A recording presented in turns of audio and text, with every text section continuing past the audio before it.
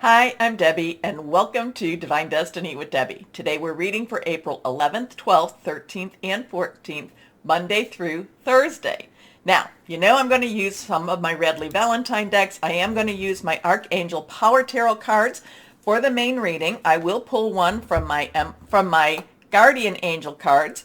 I will also pull one from my Emily Anderson Crystal deck. Now, for the introduction, which this is the introduction, and I will put a timestamp so you can bypass the introduction, I will be using my traditional Waite Rider Tarot and my Osha Zen Tarot cards. Now, I have prayed, meditated, and infused all the decks with Reiki energy, but remember, this is a general reading. It may or may not resonate. Take what you like, leave the rest. I am an intuitive channeler. I open myself to higher power, and my job is to just deliver what comes through. Try not to understand it too much. So what's going on right now? We talked about Venus into Pisces on April 5th. So kind of Venus is having some spa days, relaxing a little bit, regrouping with her romantic and her loving energies. We also have Mercury, which is the communication, the planet of communication, fast hearing news, going into Taurus, and that is on April 11th. So that starts this Monday. And, this is where Taurus is is earth energy. And Taurus really gets down to business, really gets down to the facts. Taurus has had enough wishy-washy stuff, and has wanted actually Aries to be a little bit more pushy. So Taurus is kind of like, fine, I'm taking the bull by the horns, and we're going to be hearing some stuff that's going to be very interesting. Now, it will be in Taurus until the end of April when it goes to Gemini, and we will see what happens then. Now, April 12th, so that would be Tuesday. I'm in America, in the United States, Tuesday, and that's at 10:42 a.m. Eastern Standard Time. There's going to be a conjunction with Jupiter and Neptune, and it is in Pisces. Now, Jupiter is in Pisces like once every 12 years. Neptune and Jupiter meet every 13 years. However, Jupiter and Neptune together in Pisces doesn't happen. Well, it becomes a super transit. So and I told you I'd try to look a little bit more up about this. The last time this happened, it was 1856, and it will not happen again until 22 something or other. I lost basically, it's going to happen in a very long time. Okay, so anyway, we will not see it. Jupiter is about growth and good luck. Neptune, intuition and dreams. Pisces is mysticism and transformation. So it's going to be a very interesting time. Many of the people who have, that I was reading and learning about this say that it's going to be a wonderful day for good luck and for really, really putting out your intentions. Now, we are still in that waxing moon, so we are requesting. This is about you putting it out there and really wanting what you want. Now, this is also something that my earth energies do more than, and a lot of my air probably do. Make your dream board. Put your dream board together. Put it out there and, look at it. And if you can't put a dream board, then write down what it is you've been wanting, what it is you've been hoping for. Now, of course, I wouldn't be me if I didn't say, well, the last time this happened was in 1856. So to me, that's kind of like, oh yeah, we were kind of entering into some civil unrest in the United States. But, like I said, there's a lot of people, there's a lot of very good bloggers that are saying this is a wonderful day, wonderful time to make your intentions and put out your requests. Now, Mars will be entering Pisces, so it is following Venus, but it's going to be happening on April 15th. And I know that we're not into that yet, but we're leading up to that. So Mars in Pisces may be a little bit weird because Pisces, again, mysticism, transformation, and Mars is very much that Aries energy that let's get this done, or let's try to get this done, or let's be a little bit more aggressive. And then, Pisces comes along and kind of messes with Mars energy a little bit. We do enter the full moon period which will be in Libra. That'll be April 16th at 14:56 or 2:54 p.m. And then, of course, we are coming closer to when we start our Taurus season, April 19th. So lots of weird energies happening. Again, I do this 12th, 13th type with Jupiter and Neptune and in Pisces does appear to be very, very positive. We will see what we will see with this.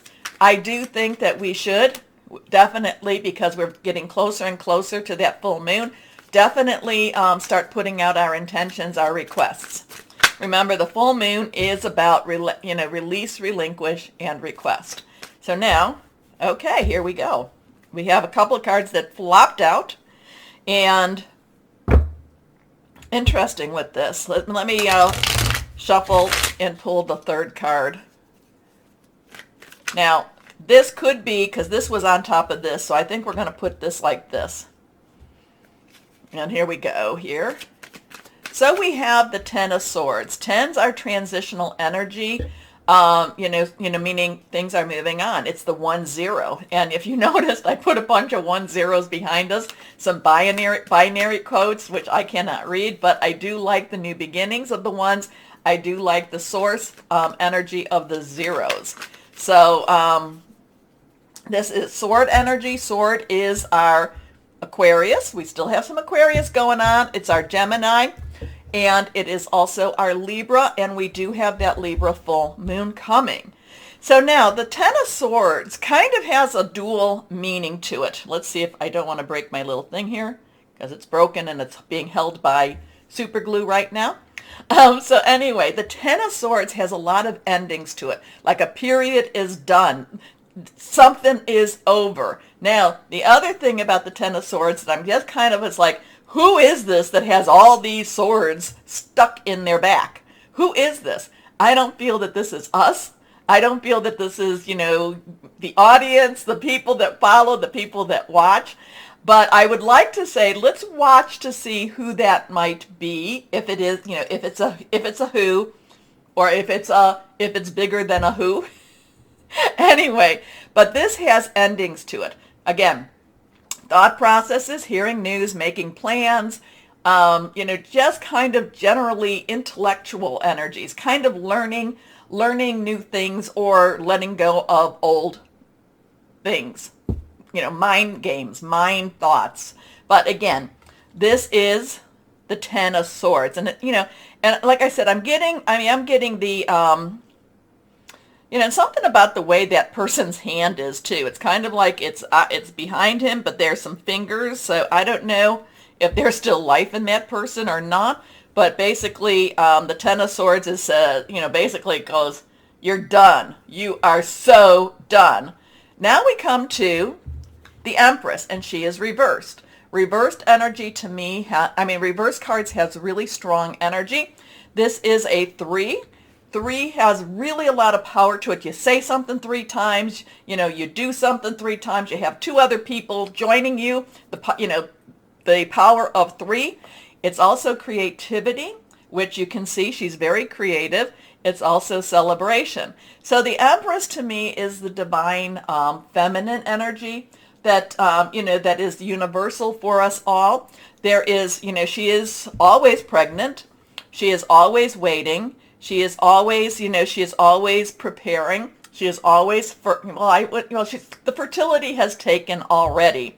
So we have this Empress energy that's very kind, very loving. Mercury doesn't go retrograde, I think, until in May. So we're not necessarily dealing with the whole lot of karma. But to me, the Empress does deal with karma, does deal with setting things right. There is a lot of caring energy here for her also. We have water flowing. We do have the heart. We do have the feminine energy. So part of this is also to, and that I say we all have the feminine and the masculine, but part of this is to embrace that feminine side of us, that side that does have creativity, does have that fertility to grow. So here we have something ending, here we have something growing. But again, divine feminine, watching over us. Here we go, last card, Ace of Wands. Now, we come back to that ace number again. We come back to that one number, one new beginnings. Wands is our fire energy. We are in Aries right now. It is Leo, Sagittarius. It is passionate, burning, very, very determined. So whatever's ending, whatever's growing, it really motivates us. It really wants us to follow our passions. We feel very passionate about this. We want to go after this. This is an opportunity that we really do not want to ignore. And this is, remember, this is for the general universe or the general world. We don't want to ignore, but it's very passionate. And it's very, to me, this is a divine energy. You see the hand coming from the nowhere, and it's kind of like follow your passions. Here's a new passion. Here's a new opportunity. Now, the two signs we did not talk about is our water sign, which is our cup sign, and that is our Cancer, Pisces, Scorpio. Remember, we have Pisces, things going on in Pisces right now. It's very fluid, very emotional. It's very spiritual energy, too. The other is our earth energy, and I talked about we're going to be going into Taurus in another week or so, right? Another week. And that is that's our earth energy, Taurus, Virgo, Capricorn, our money, our job, our career, okay? Or possibly even our home. So now I won't have to talk about those. Remember any of the numbers, look those up. So we have a 1031, 1301. And again, that source, there is no way to resurrect that, okay? And again, too, we are entering into, or we are in the Easter season, so I don't know, does that have anything to do with anything? Who's to say? Here we go. Let's go on and see what we have. Osha Zen Tarot, what words of advice for the world, for the universe, for us? Here we go. Friendliness. I like that. Friendliness. Friendliness. That's very kind. That's very gentle. That's very, just love each other. Two has, choices, decisions, also coming together, community. And this is the advice, friendliness. So, I'm always intrigued when the world is the way it is, and we get some lovely cards like this, the Empress and the Ace of the Ace of Wands at least. This one, it does mean to me, it is moving on. It's like no more time to move on. So, I like it. Okay, so my wonderful people out there, please take a moment to share the videos. We need to share the videos. To share, click on the bell for notifications, because you help keep my channel growing and you help me keep me on air. Okay, so I will be starting. Is there anything else I want to tell you? I don't think so, except why don't we start the videos, your videos now. Bye-bye. Hello, my Virgos, and how are you doing? Get yourself grounded for this week, okay? Get out your crystals, go out for a walk in the grass if it's not too cold, or the sand, or wherever it is, to get yourself really connected. Go hug some trees. Basically get out with nature this week, okay? Because there's a lot of strange energies that, remember, you're very spiritual. So there's a lot of strange energies out there that you could be picking up, and you need to stay grounded in order for you to work with the really positive ones. How's that? The light ones, the light energies. Okay, let's see what we've got here. 1, 2, and 3. 3 cards.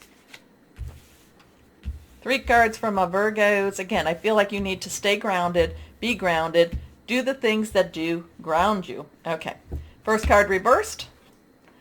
Queen of Gabriel. Okay, Queen's underlying energy is water. It's our Cancer, Pisces, Scorpio energy, fluid, emotional, spiritual energy.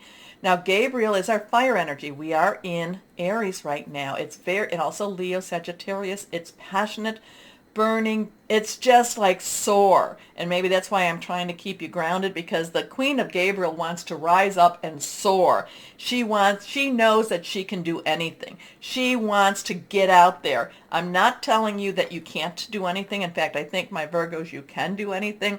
But I want you to stay, like I said, stay on the ground a little bit. It's kind of like when you tell people, or when you're watching somebody and they're just enjoying their moments to almost to the point of, they're just like so big energy, and you're like, oh, they're starting to believe their own press. Let's take that back. Let's step back a little bit with this. It's just with you, this can be very big energy. And Virgos, you do not feel real comfortable with big energy. So here, you do need, it is right that you can do anything. It is right that people acknowledge that.